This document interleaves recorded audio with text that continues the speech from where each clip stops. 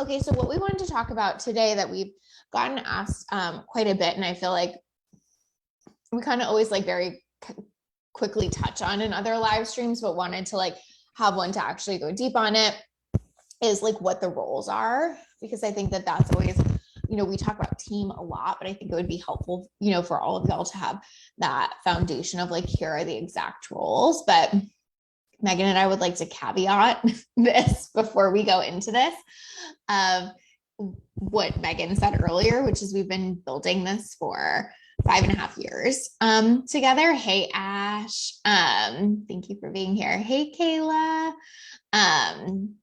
So we didn't like, this is not like our recommendation for like everyone you should have on your team at this moment. Like we added these people slowly over time. And so just remember that too. Like we always say, just start with one VA. Like, yeah, maybe then you add an OBM, like we can talk about that after too. But like point being, what we're about to say has happened over a lengthy period of time. So don't walk away from today's live being like, oh my God, I have all these things and people to hire. And, that's a lot of pressure.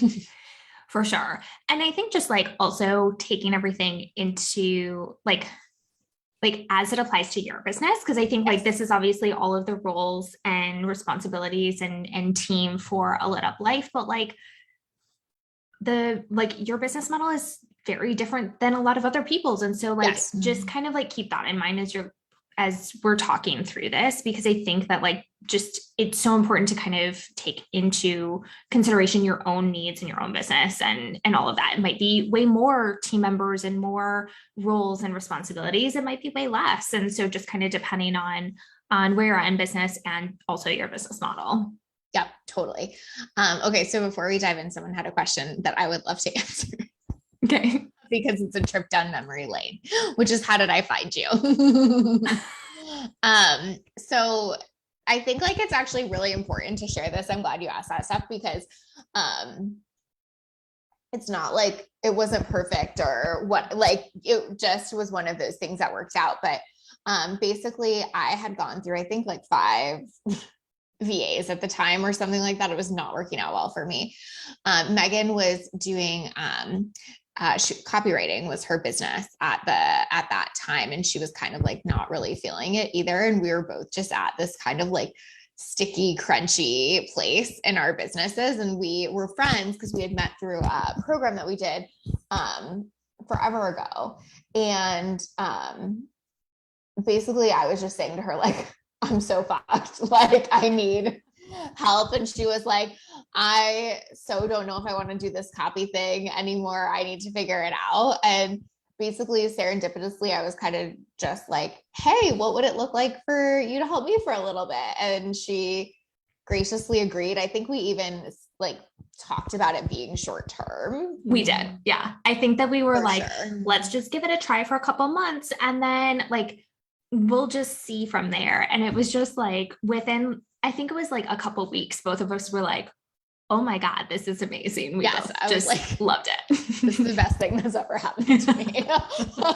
Same. Yeah. But so yeah, the thing that we had going and that we always talk about is we had a good connection. Like we weren't like best friends or anything at that point by any means, but like we had good rapport and we chatted and stuff like that. And so it just felt easy to lean into that. I think that again, sometimes that's where people go wrong. That's why we talk a lot about fit over like skill set. Like obviously Megan had skill set coming in. She was running her own business. And so she knew a lot, but it's not like I was like, but do you know my exact email provider perfectly? Or it wasn't that at all. It was just when I didn't too. Yeah, I remember. I was like, I'll figure it out. Right. Totally. Yeah. Yes. It can be such a process. Totally. It was very, very, very much a process for me. I kissed many, many frogs and then also had much of my own work to do. And it just worked out at that time. Okay. So I'll go through, I'll just like tell you our roles really quick. And then Megan and I can dive into each of them, but we have like a bookkeeper and an accountant. We have a web developer, a graphic designer, Megan, obviously COO. We have 4 VAs, which we'll talk about Cause I feel like if you're hearing that, you're probably like, what the fuck, but it makes sense. We have a podcast editor, and then we have somebody that specializes in content, like repurposing and writing. So, 1, 2, 3, 4, 5, 6, 7, 8, 9, 10, 11. It's like 11, but like, our web developer, it's not like they're working for us even weekly. I mean, really same with bookkeeper and accountant, like the core members that are on our team that are like consistently in the business, I would say it's like 6 that are like really, really in it. Do you agree with that, Megan? Yeah. So bookkeeper and accountant is obvious, but that would be my first recommendation about just about anything. Make sure you have that handled. I feel like not having that support can bite you in the butt later. And then web developer, again, I think that's self-explanatory. So we'll kind of talk about the others specifically, because I feel like that will be what is most helpful here. But what I think is important to pay attention to when Megan kind of goes through it and talks about the roles is we personally, and this doesn't have to be for everyone, but this is like our belief in how we run a lit up life. We love to have specialists. We don't love like super catch-all roles that do everything and like that have to know like, 13 different pockets of our business. And so when Megan explains each role, like you'll hear that, and that's important to pay attention to, because sometimes I think personally, this is what I struggled with initially when I was looking for support, is I wanted someone who could just do everything and was good at everything. And like, that is hard to find. And like most people don't, I personally don't have that skill. That's why I have other team members. I'm not good at everything, So anyway, think about that. But Megan, I'll let you kind of take it from here and explain the roles.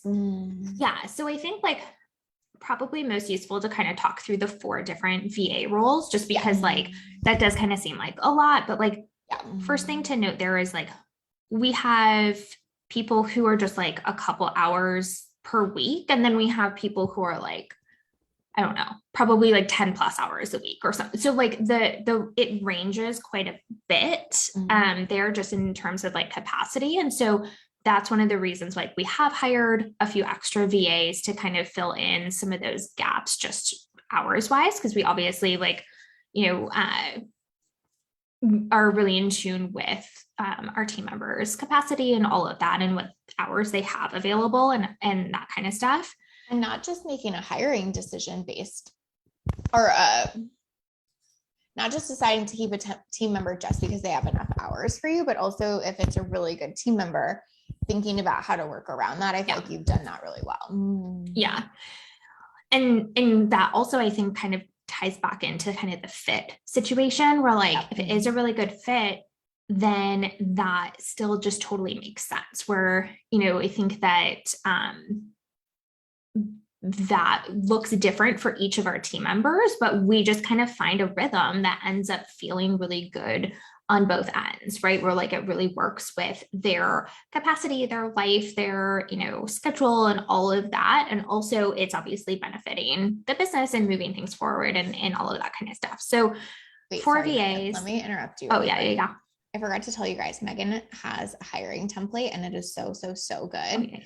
And so we're giving that away today. So if you make any comment at all, you get Megan's hiring template.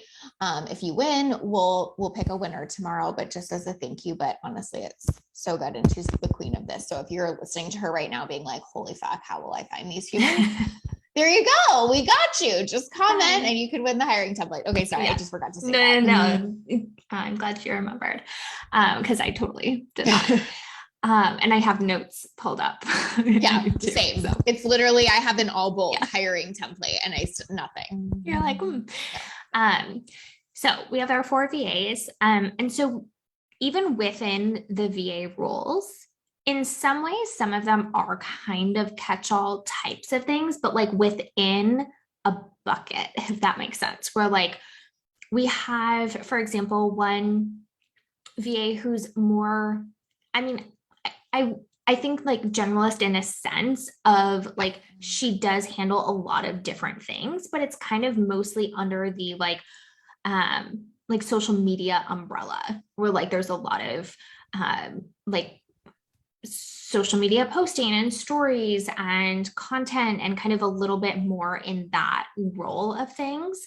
And then we have another who is a little bit more like tech focused and kind of in that role a little bit more. And then client management. So we kind of like inbox support and that kind of stuff. So we kind of have it where like certain, like not everyone is in everything, but we're kind of having it so that one person can really own like an area and kind of a section of the business in that sense, where like we're not having like 5 different people in the support inbox that everybody's kind of juggling everything and stuff like that. Because I think that often what can happen is then it's almost like people don't necessarily know who's responsible for what. Like, yes, am I supposed to respond to this email, or, you know, like, is somebody else supposed to handle this? And that can get really confusing really fast, especially with like the volume, like as the volume of emails in a support inbox starts to increase. And so we really have it like really narrowed down a lot more so that we can give one person a lot more ownership of the support inbox is yours, handle as much as you can. And then like these types of emails, if you have questions, then, you know, that could come to me or somebody else in the team or something, but it's a lot less of a like overlap in all of the different roles, if that makes sense. Yes, exactly. And someone can feel like they become like an expert in that. Like our social media person like really knows how we operate in social media and how we function and what days what goes out and stuff like that. But like our tech person never needs to hear or know about that. And that's really valuable too, because they're not like having to like learn or store all this like excess information that really doesn't matter. Or like Megan said, there's not so much overlap that it's like who's doing what when, because that's super frustrating.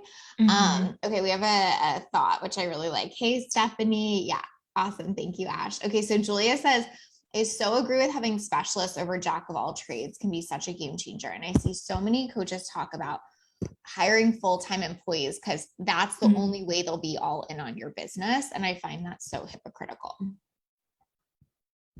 I totally agree.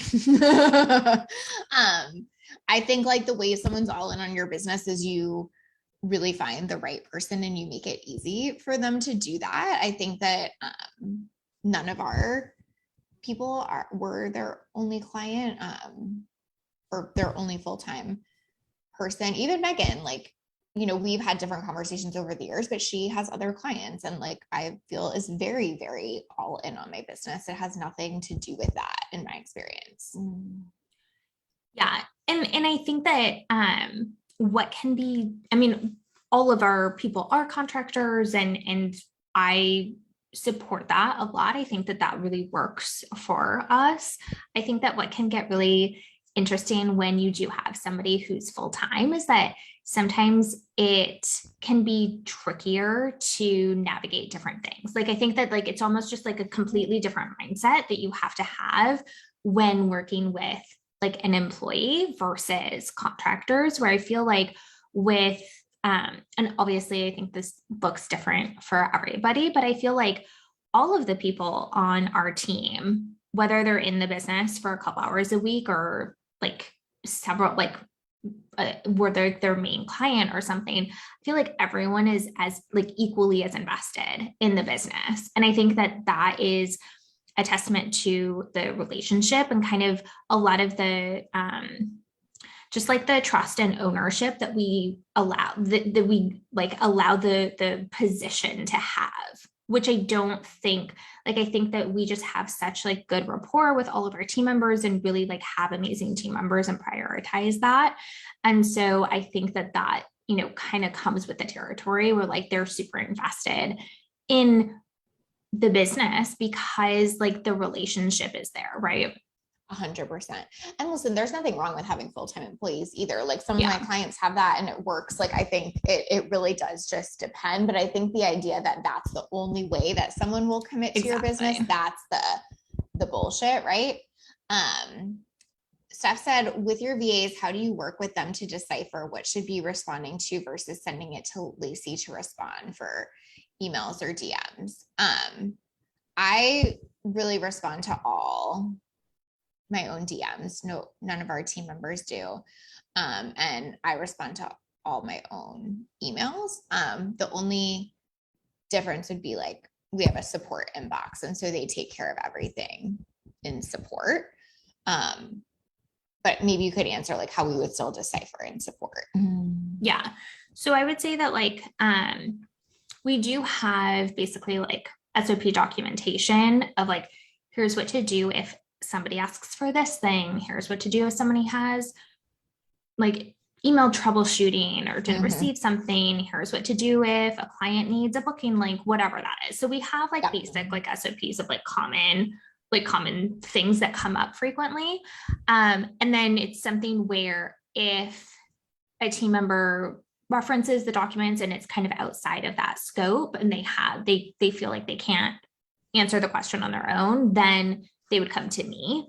And then it might be something that either I have the answer to or can make that decision, just because at this point I know Lacey well enough to be able to kind of like know most answers, I think, and know between what's something that I already know how she would answer this versus what's something that I want to verify and get Lacey's input or decision on. I would say that like the biggest thing that comes through the support inbox specifically, I would say client stuff is the biggest thing that like then goes to Lacey. Like it's like a specific situation or a specific like, availability schedule or thing. Schedule thing or something like that.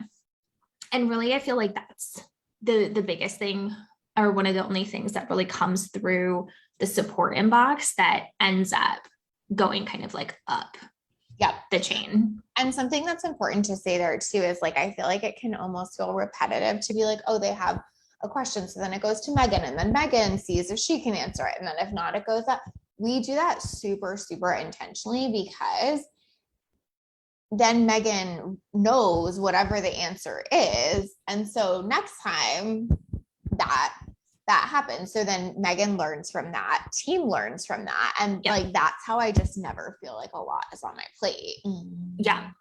And one of the things that what we do with the support inbox specifically is like, if team asks me a question and I might write an email response or I might handle the situation, I will often just like leave that in, like, I'll leave it in the inbox or something, or I'll just say like, here's how to respond, or here's how to handle that. So I'm really like teaching them to learn how to handle that situation. It's not just like, oh, this is gone, like this was a question for Megan. And so like, that's it, right? Like I really prioritize making sure that whatever situation it is, team is also able to actually learn and able to understand what the thought process is, even if that specific exact situation never happens again. Generally speaking, that's how humans learn. It's just through like starting to see patterns and starting to hear like general thought processes and stuff like that. So I think that that's something that's been really important for us. Yes. Julia says, I feel like that thinking around like having to hire a full-time team member kept me from building a team because I felt like I had to find employees that had to be trained from A to Z. So it's really refreshing to hear you guys bring this, and maybe you should talk about this more, Lacey. Yes, totally. To light. Yes, 100%. I think it's so helpful to be like, I might just need someone to be really good at this one thing in my business. And then also like, we've had team members go on maternity leave or leave for different reasons or whatever. And it's much easier to replace someone at that point. And I'm not saying that in like an everyone's replaceable way, but I'm saying that in a systematic way of like, if they know every in and out of your business and you have to reteach someone that if they're like going on maternity leave or whatever, that's stressful as fuck. If, our social media person is, then we're going to look for who can we train on social media. And that's really different. I think too, like with a full-time employee, I think that it's much harder to get to need a full-time employee, or even, to be honest, like a part-time employee. I think it can be really hard to fill those hours if you're newer in business. Obviously, like once you're like once you reach a certain point, like you probably need that like just scope of support.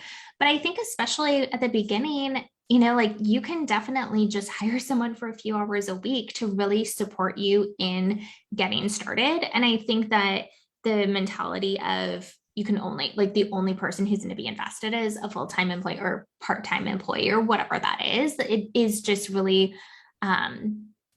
doesn't work. It doesn't make sense for somebody who's kind of like still getting things started and doesn't need that many hours in their business yet. Yep. Totally. Okay. Steph said, curious about the content process. It's obviously Lacey's thought leadership, but what does that process look like for handing that off to someone else to create and manage, wanting to see what tasks you're outsourcing to maximize your time? So it's super, super important to me that it's all from me, if that makes sense. So, that's why it's really helpful to have things like these live streams or podcasts or the client lessons I do on Instagram, because everything is pulled from that.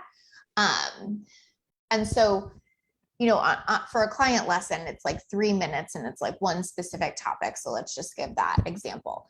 So then our content person would go in, they would listen to that, they would pull a post from that, and then they would give that to me to review, and then I would review it and I would have my final submission. But it's basically just translating the ideas that we're talking about a lot in the business and getting them like on paper.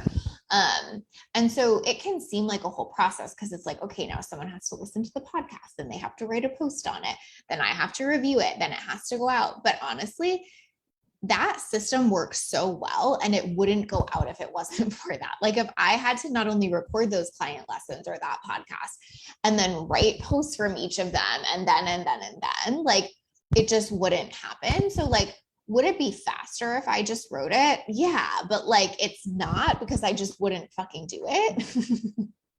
But Megan, you can speak to that a little bit too, like in terms of what that process looks like. Well, I think that like, yeah, it's essentially, I feel like it's maximizing everything that you are already doing. Like you would already be doing these live streams, right? And so like either we can like have a content writer be pulling like the main ideas and repurposing that thing, or like you said, it just wouldn't happen because you're probably not going to be sitting and like writing a bunch of content afterwards and stuff like that. So I think that is something that just in terms of like volume that ends up allowing us to really repurpose quite a lot and put out a lot of content, because like you're really the director of like, here's kind of the starting point, and then team can really pull and extract quite a lot from there. And then from that, we can also repurpose across different platforms and in different ways and stuff like that. So really it ends up actually being super beneficial in so many ways, just because of the volume of things that we can do. Like one post can then end up being something where it goes out on Instagram and Facebook and, all these different areas, that it's not just like one piece of content that Lacey's creating, right? And it feels like really worth it because everything gets multiple touch points. So like this is not a whole content repurposing thing, so I won't go down a rabbit hole, but it's like where it feels really worth it for me to show up and do this stuff all the time, because I know we have a team that's taking it and running with it, instead of feeling like, well, I show up and do all this stuff, but it kind of dies after that moment. It's like, no, it turns to written content, and then we reuse that written content for years to come, and so on and so forth. So it's like having team help you leverage what you're already doing to make the most of the tasks that you're doing. So this hour live stream, say it becomes 3 posts, and then say we repurpose those 7 times. I'm making that up, but like that gets super worth it, right? Jordan said, one of my main bookkeepers will probably be on maternity leave in the next year, and it's stressing me out already. I'm glad we're talking about this and getting me thinking about that. Exactly. And now, knowing that and knowing like, okay, cool. Like we can start handling that now is so, so, so useful. Hannah said, totally agree with the idea of having someone contracted, especially in the beginning when you don't have the scope to fill all that time. Love that perspective. Thank you. Michelle says repurposing content flow is so intriguing. Someone wants to know if you have an equally brilliant twin sister. We haven't talked in the past about investing into cloning software. Yeah, that might be our next move. Okay, so we went over our 4 VAs. We also have a podcast editor. I think that's pretty clear. They edit our podcast. We have kind of like a more, I would say complicated, but I mean, I don't know if that's like true, but it's just like there are more elements to it, like more pieces to it. Because we have the 2 audios, then we have 7 clip-ins that I do for each episode. So our editor is like really, really crucial there. We have the content repurposing and writing role that we just talked about. And then we have a designer, like, social content, things like that. And then we have Megan's role. So maybe that is worth talking through the specifics on, because I feel like obviously people kind of know, but I feel like to be like, this is exactly what I do would be really helpful. Yeah. So it's kind of funny because in some ways I'm like, I kind of do everything. Like we talk about how like we don't hire generalists, and then I'm like, I'm kind of the generalist in a way, but more in like a overseeing. Like I know all the things that are happening, and so I would say basically like one of the biggest roles that I play in the business is team. Like I'm like the point person for all team members. So that's like a lot of project management, but like on a much grander scale. Yeah, exactly. So all of the team members, like if they do have questions, if they need anything, like they're coming to me, and I'm kind of serving a little bit as like a buffer between team and Lacey, so that like Lacey's not having to have all of these different like questions from 5 different places and stuff like that. So that really is, I would say, a big piece. And like, I'm kind of the one that's responsible for like delegating to team, kind of deciding who's doing what, when is it happening, how frequently, all of that kind of stuff. I outline all of our processes and SOPs and set those processes up, and then, pass those to team and kind of create that. And gosh, what else? I would say, this sounds kind of like a funny way to say it, but I would say like thought partner is like really important. Yeah. So like, I think of Megan as like, she's the like other person holding the top of the puzzle box in our business. I remember at one point she was still doing a lot of implementation, and I remember us having a conversation and me being like, listen, we can hire anyone to do implementation, but like the biggest value you bring to a lit up life is your brain being in our business. And we've really scaled with that in mind, is like, how do we get as much off Megan's plate as possible so she can be thinking about what's on everyone else's plate. And that has like, it's almost like this non-tangible task, but it's like the most important task in a way. Yeah. That's funny because like in my brain, I kind of think of it as like planning, but it's like not even necessarily only planning. It really is just like kind of like holding space for the business. And yes, part of that is planning as well, but it's really just being able to kind of see everything and really see how all of the different pieces are fitting in with each other and how things influence other things too. Yeah, like this is just an example. We're actually going to do a live on maternity leave planning, so I'm not going to go into detail here, but this is just an example. But like, we're figuring out like so many like logistical pieces around like, what does my schedule look like? What am I committed to post maternity leave? And Megan spent a lot of time thinking through like, these spots are for this, these spots are for this, for you to work the amount of time you want to work. Here are the things that would need to move and change. So it's like, I'll be able to say like, hey, like I really want my schedule to look like this. And then she is able to like be a thought partner in that and be like, here's how I planned it out. So it is the planning, but it's like, the brain space of that, like it's really true that you can only focus on so many areas of your business. And so most of my focus goes to clients and serving our community. And so for me to set aside 3 hours that week to like plan out a post-maternity leave schedule would feel really, really challenging. And I would feel super torn between the two. But because Megan set aside, I don't know how long that took you, but it's just my guess at this point. I'm sure it probably was even more than that, but like 3 hours to do that, then I can get it and I can look at it in 20 minutes. Yeah. We can make decisions and move forward. So that's just like a small example of it, but it really, really makes a big difference to have someone else thinking about it. And then also to catch you in things you wouldn't have thought of. Like, I can't remember, but there was something in that where I was like, fuck, I would have never thought of that. But Megan did, because she's taking that like step back, high level overview. But it's also, she's just enough removed from it that it's not her schedule. Exactly. So Yeah. I feel like it's kind of similar with launching. Like, obviously you don't really launch in business, but I feel like it's the same type of concept where like, if you can have somebody who's really helping you in planning out your launch and really kind of mapping out some of those details, and even just like some of the project management of like, if you want to launch on this day and you want to have, some like a webinar or challenge before then like, here's when we should start planning for that, and kind of like starting to map out a lot of those pieces.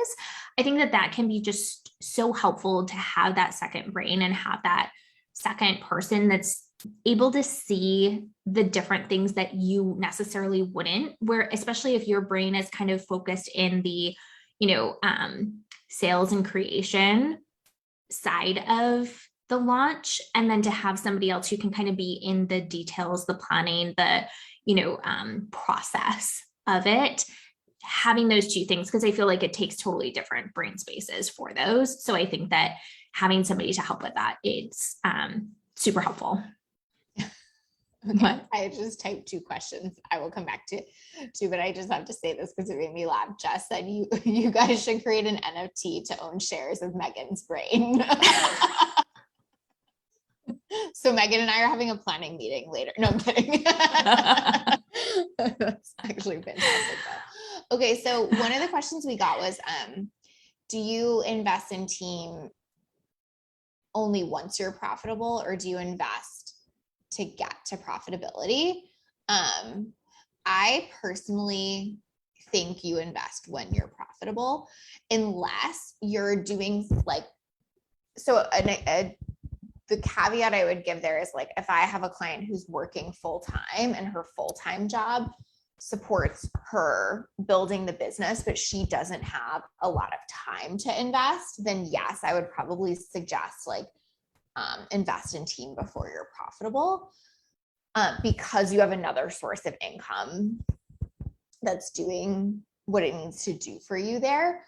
But otherwise, like, I think it's totally possible to get one-on-one clients without a team initially, and then use that money to hire a team. But I feel like you really want to be in a position where you can cover your team every month. Like, I think there's so many fucked up stories I hear about people that are like, sorry, I can't cover your hours this month. And like all of this up and down stuff that's like super, I think hard for the business owner, but really unfair to the team member.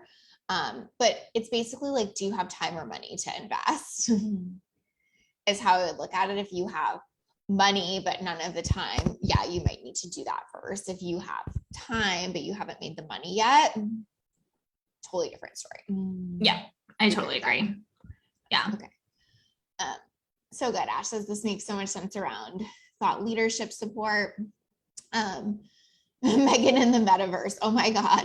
I'm closing a lit up life and creating a business called Megan in the Metaverse. Megan in the Metaverse. That actually I was actually just thinking, I needed a new email account. That might be it. That's Megan it. in the Metaverse at Gmail. I feel like it's a Twitter handle. Like, yeah, there's exactly. A lot happening. Ash just like gave you a whole new business idea. Okay, cool. And then the other question we had was, do you have other OBM clients besides me? And like, how do you balance that? Yes. So I currently have 3 total clients, including Lacey. And so basically like I just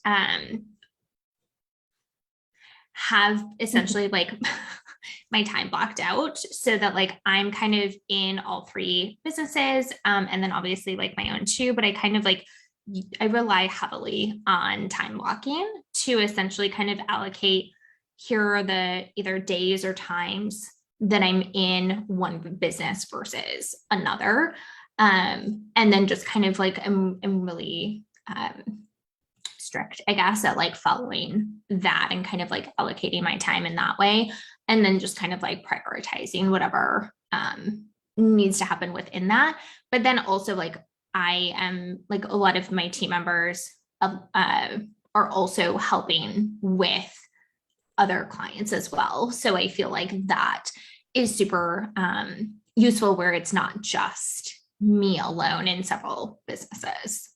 Yes. Michelle, so she's very impressed that you're able to juggle 4 businesses and that you're a superstar. Oh, thank you. She is. But I also think, and I think this is really important to say, is like, you also can't have clients that are expecting you to be super reactionary and answering within an hour all the time or stuff like that. And so I think that's something that I would want to just caveat here, is that like Megan is so good at what she does. So I don't need her to respond to me in an hour. Sometimes she might, and sometimes she totally might not. And either is okay, because I really trust that she's good at what she does and she's going to get her shit done.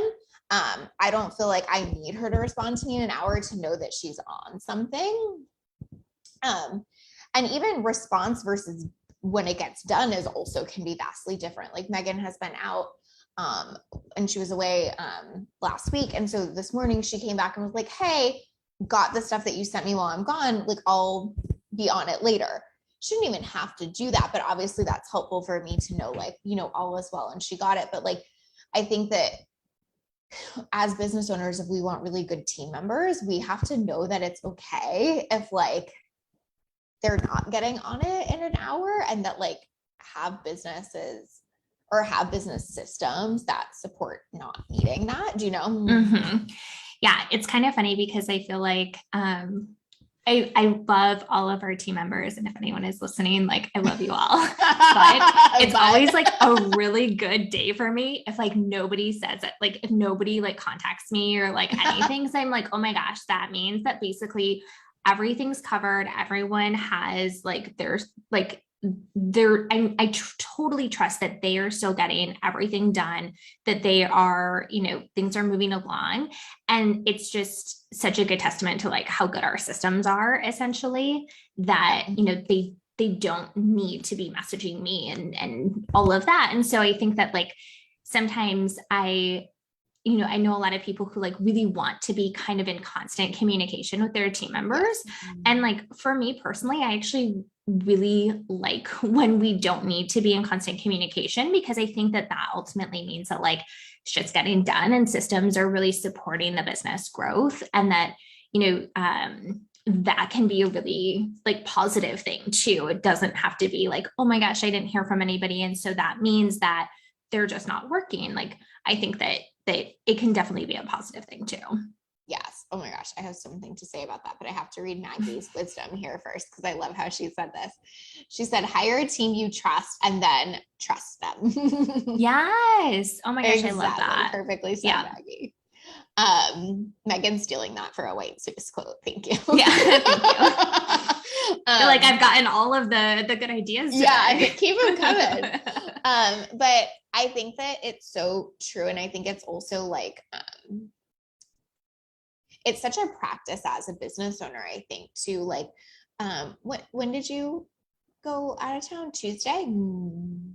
Last Tuesday? Mm-hmm. So this is just as an example, right? But like, as a business owner, do you feel like you have enough systems and enough self-regulation and management that if you ask for something on a Tuesday, you trust that someone will handle it Monday when they come back?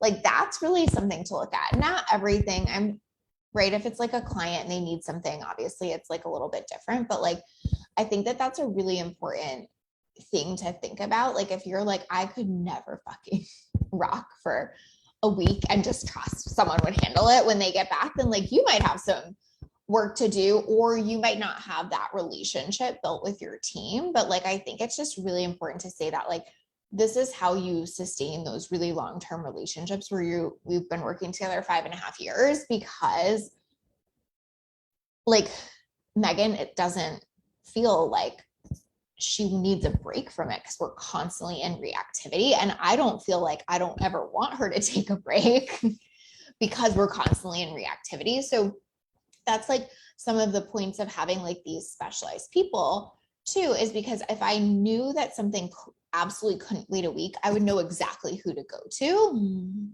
and who to reach out to, as opposed to like pretty much we're at a point where most stuff can easily wait that long. But if it didn't, like I would know exactly where to go for that. And so it's less stress on me and less stress on Megan, and also less stress on the team, because I'm not like randomly reaching out to someone that knows fuck all about our tech being like, can you do this tech thing for me today? You know, especially because I feel like, you know, any team member in a support role, if you did ask them like, hey, can you like set up this email and active campaign? And they're like, oh, I don't even know, but like, sure. Right. Like, they'd be like, oh, let me try or whatever. Yeah. And I feel like, you know, that obviously like, you know, it's amazing to have team that just wants to like step in and just kind of do whatever there.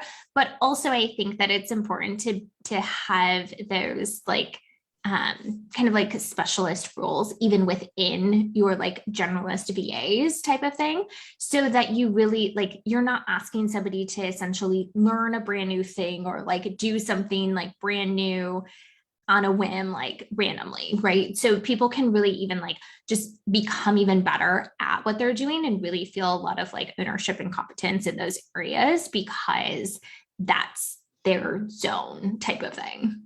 Yes.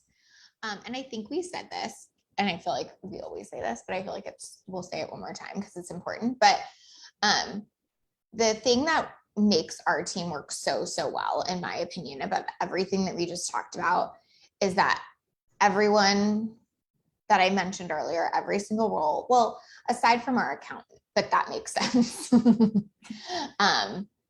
goes to Megan, right? And so her being our point person is what makes all of these wheels turn. If you're like, wait, why? I have a bunch of roles on my team and shit does not feel that well oiled and it feels really chaotic.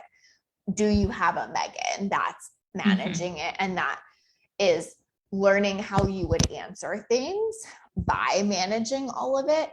Because like Megan was saying earlier, right now she knows my answer to 99% of the questions that we would probably ever get asked, aside from like, am I free Tuesday at 3 or something? And even then she probably even knows then I'd probably be like, hey, listen, so I think you're fine. Yeah.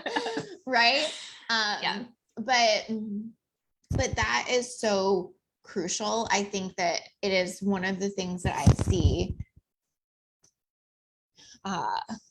stick business owners the most, is almost feeling like they should be that role, as opposed to feeling like they should have that role, or then feeling like maybe that role is like a duplicate or unnecessary or whatever. And it is the most necessary role in our business. It is the single reason why I'm able to have a one-on-one business model that I love, is because Megan is able to do that like 100%, as opposed to, there's no way I could have a one-on-one business model where I'm on calls all day and then have team members waiting on me to answer things for them that I am not available to answer. I think one of the things too is like, one of the biggest reasons why I'm able to learn the business and be in the business so much is because I'm literally in the business so much, right? Where like, I am involved in all the team members and I am involved in all the processes, where I think sometimes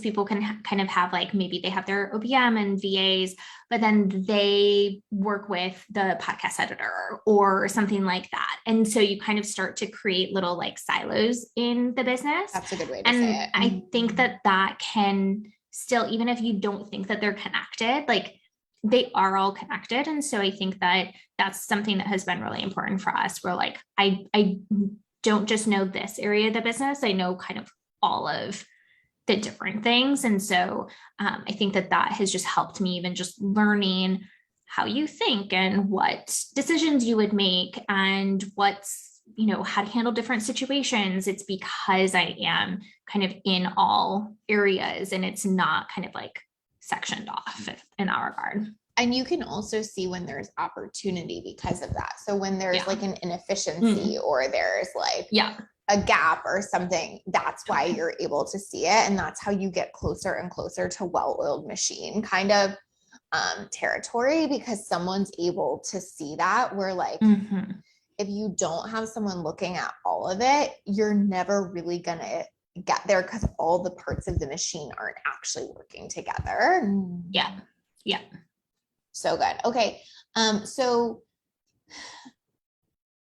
the last thing I want to say is just about how this shit takes time, is what we talked about in terms of like years. But I also want to say this shit takes time in terms of like on a weekly training basis or whatever. Like, I think that there is such a mentality in our space of like, I shouldn't pay for something if I could do it faster, or we shouldn't be paying for something if it takes longer to move through a couple layers of team or whatever. And I just could not disagree with that philosophy more, because whatever, like, let's just make something up. Say I save $100 not having it go through Megan or something.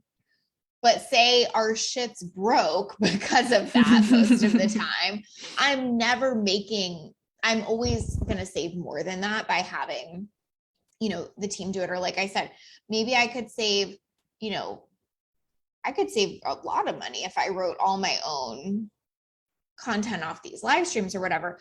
But I also would probably have to go down by at least 2 client spaces to do that. So actually I'm not saving money. I'm spending more at that point. So I really just want to caveat that, because I think it's easy to hear this and then kind of be like, cool, I'm going to go build that. Like, I need to whatever, but just know this will be a time and money investment on your part. It's not going to feel like it's always the smartest, and you won't see it pay off in like that immediate thing. But over time, you'll feel like, oh, this is what it's like to run a business that's like a well-oiled machine, and that I actually like, and that actually doesn't stress me the fuck out. But it really does take a lot of investment into that. 100%. And I think that that's another reason why we talk about fit being so important, because you really have to have people on your team that you want to pour into, and that you want like that you want to really like build that relationship with, and really build the trainings and the knowledge and all of that, because it does take time, and that does take like a lot more kind of upfront. And that's what helps them really learn the business and learn your processes and learn your thought, like how you think about things and all of that. And it is going to end up paying off in the long run, but you have to be willing to kind of put in that upfront time and energy, or have somebody who is willing to, like, obviously, like that's kind of my role right now, but like, having that mentality of like, we pour into our team because that's what allows us to scale with more ease. And that's what allows us to feel like a well-oiled machine. And we know that like, it is a long-term investment. Exactly. And, it almost like it rolls down from the top. So like, you have to be willing to do that with your first couple hires, and then you can hire someone that's willing to do that with your next. But like, it always starts with you being willing to do that. And then you set the standard for that in your business. So like, if you're kind of like, cool, how do I just shortcut this process? Like, it's kind of hard to, I mean, obviously they could hire your team. What is it? Your team training. Yeah. Team empowerment program. Team empowerment program. But like, they would still have to be like, I want to invest and pour time and energy into my team going into Megan's team empowerment program. So like, just keep remembering that. Like, if you have an OBM right now and you're like, why is she not doing all of this or what? Like, did you do that for her? And what does that need to look like? I think that's just really important. Yeah. Okay, so tell us about your hiring template. Yeah. Someone can win if you comment. Yes. So it is basically my how to hire with ease training. So I basically go through my 5-step process of how we have hired all of our team members, how I think about hiring, how I like different things that I look for. And then, so I have a training, but then I also include basically like all of the templates. It's like a job description template, interview question, cheat sheet, application, like all of these different things that kind of also come along with it. So it just makes the hiring process a lot easier, which I think is just so important. I think a lot of people kind of skim through the hiring process very quickly because they're just desperate to hire somebody, and then it doesn't work out. And so you kind of like have to start again. So really like the hiring training is really geared toward like making sure that you're investing that upfront time investment to find the right fit person who will be with you long term. And then you can kind of rinse and repeat that same process for all roles that you need to hire in the business. Yes. I put a link to the hiring training Megan has, but I also put a link to just like her systems training in general. Yeah. Lindsay says, woohoo for the hiring template. Yes, so good. All right, guys. So we will be back next month. We're going to talk all things maternity leave. I know so many of you had questions on that. So if there's something, you can put it here and tell us for next time, and we will do that in March, because that is our last chance before I will in fact be on maternity leave. And yes, we will be back with that. But I hope this was helpful. Again, you do not have to build the same team that we did, but I hope these thought processes behind it just helped. And Megan, thank you for being here. I appreciate you so much. Thank you as always. Bye, guys.